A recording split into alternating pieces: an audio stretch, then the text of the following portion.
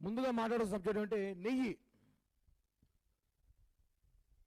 YSR Congress party Paytm గారికి ఒక విషయం అడుగుతున్నాను నేను ఓపెన్గా.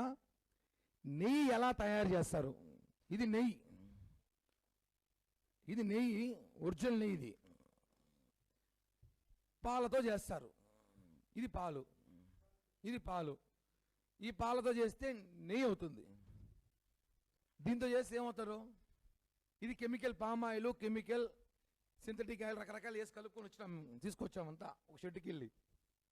అంటే రకరకాల అన్ని చోట్ల కలెక్ట్ చేసి ఒక 10 రకాలుగా కలెక్ట్ చేసాం. అంటే దీని నెయ్యి అంటే ఎవడు నమ్ముతాడా? దీని నెయ్యి అని భక్తులని మోసం చేశారు.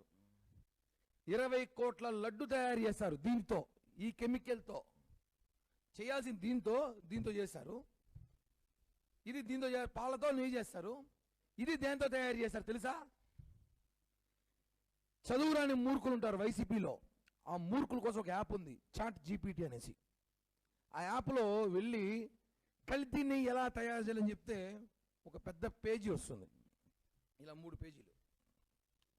Chat GPT, YSR Congress party Paytm చదువులని మొద్దు పేటీఎంలరా, చదువురాని సన్యాసులరా, గొర్రెల్లారా, మీరు చాట్ జీపీటీకి వెళ్ళి కల్తీ నెయ్యి చేయడంలో ఏమేమి వాడతారని తెలిస్తే చివరిగా కొన్ని పాయింట్లు వస్తాయి.